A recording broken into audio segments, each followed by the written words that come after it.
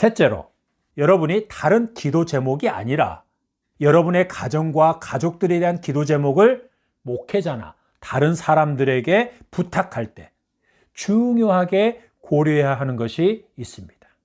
하나님께 기도함에 있어서 누가 기도하느냐가 중요하다고 했습니다. 이것은 은사와 능력이 있는 자, 하루에 기도를 몇 시간씩 하는 자, 일명 기도의 은사가 있는 자냐 아니냐를 말하는 것이 아닙니다. 여러분이 세상적인 가치관에 근거한 그런 기대를 가지고 가정에 대해서 기도하고 있고 그런 응답을 기대하면서 남편이나 자녀들, 아내에 대해서 그런 기도 부탁을 한다면 그 기도는 애초에 하나님의 뜻과는 상관없는 여러분만의 바람일 뿐입니다.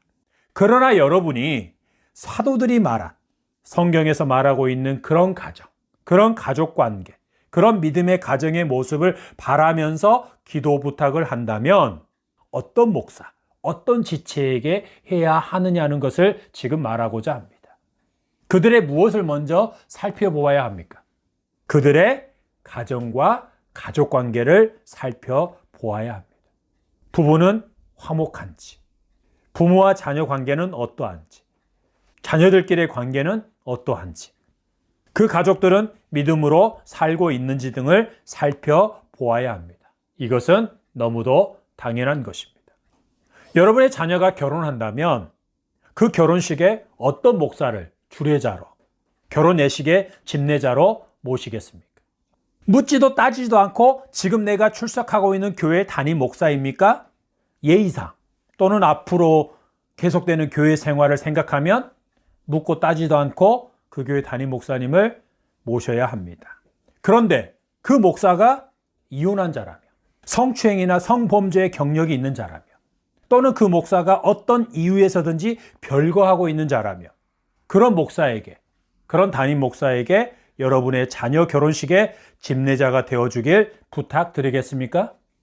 마찬가지로 가정의 질서가 깨트려진 목회자, 곧 부부의 질서가 깨져서 아내에게 잡혀 살고 가정에서나 공적인 자리에서도 아내에게 면박당하는 목회자, 설교 중에나 강의 또는 사석에서 아내나 남편의 허물을 공공연하게 말하는 목회자, 불순종하거나 반항하고 품행이 단정치 못하고 믿음으로 살지 않는 자녀가 있고 아직 예수님을 믿지 않는 자녀가 있는 목회자에게 여러분의 가정과 가족을 위해 기도해달라고 부탁하시겠습니까?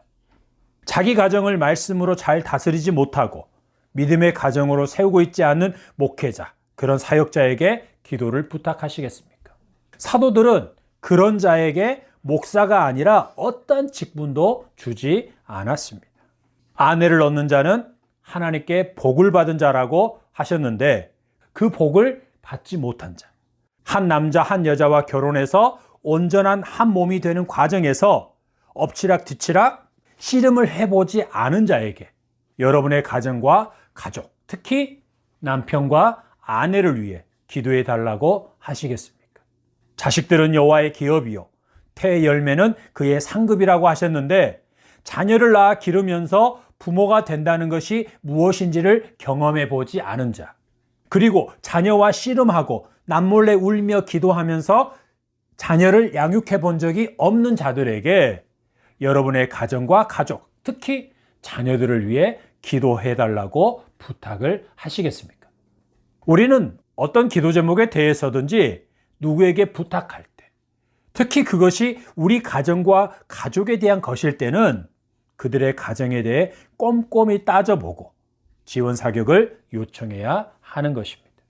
자기 가정을 믿음으로 세우지 못한 자의 100마디 기도보다, 몇 시간의 기도보다 믿음의 가정으로 세우고 있는 자의 한마디의 기도가 훨씬 더 낫습니다. 아멘. 우리는 직분에 대해 맹신하는 경향이 있습니다. 그러나 하나님께서는 직분보다 사람을 더 중요하게 생각하십니다. 우리 하나님께서는 우리를 보실 때, 우리 개개인을 보실 때는 예수 그리스도를 통해 보시기 때문에, 우리에게 뿌려진 예수님의 피를 통해 보시기 때문에 우리에게 한없는 은혜와 사랑을 베푸시는 아빠, 아버지로 다가오십니다. 그러나 하나님의 사역을 위해 직분을 맡는 것에 대해서는 매우 엄격하십니다. 그 중에서도 매우 중요하게 보시는 것은 개인의 능력, 은사가 아니라 그들의 가정과 가족 관계를 보시는 것입니다. 왜냐하면 하나님의 사역은 개인을 세우는 게 아니라 공동체를 세우는 것이기 때문입니다. 그래서 사도 바울은 가정을 세우지 못한 자가 어찌 교회를 돌보겠느냐고 하면서 자기 가정을 믿음으로 세우지 않는 자는 절대로 직분을 주지 말라고 당부하고 있는 것입니다. 오늘 예수님께서 우리에게 말씀하십니다. 너희 하나님 아버지께서 너희를 친히 사랑하신다. 그러니 너희는 내 이름으로 너희 하나님 아버지께 직접 구해라.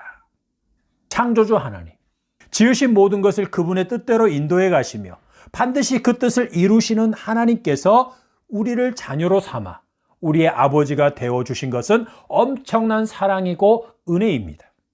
이에 더하여 구원해 주었으니 이제 나에게 효도하라고 하시는 것이 아니라 예수님과 성령님과 함께 우리 안에 거하시고 우리를 친히 사랑하시고 인도해 가신다는 것은 은혜 위에 은혜가 아닐 수 없습니다.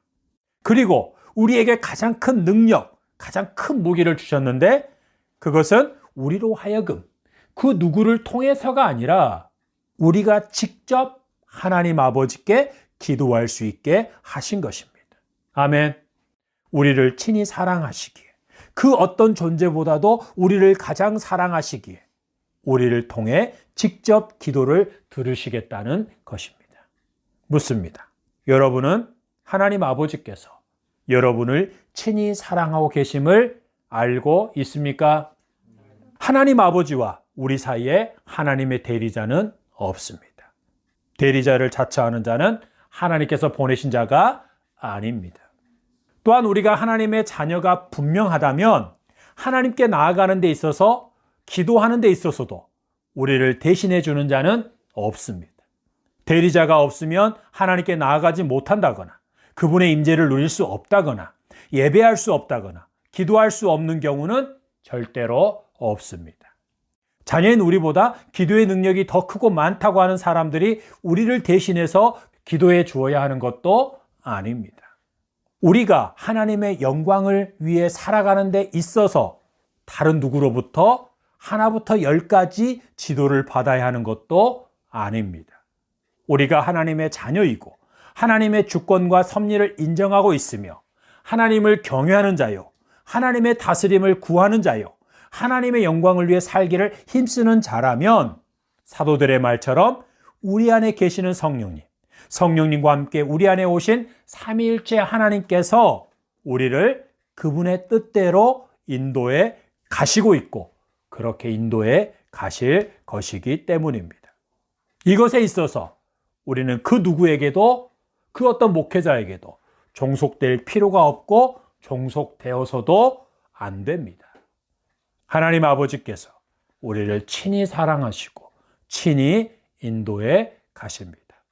그 인도하심 가운데서 우리는 한 아버지의 자녀로서 서로 사랑하며 섬기며 살아가는 것입니다. 우리를 친히 사랑하신 하나님을 찬양합니다. 우리를 친히 사랑하신 하나님을 사랑합니다. 다 같이 고백해 볼까요? 나를 친히 사랑하신 하나님, 하나님을 찬양합니다. 하나님을 사랑합니다. 아멘. 기도하겠습니다.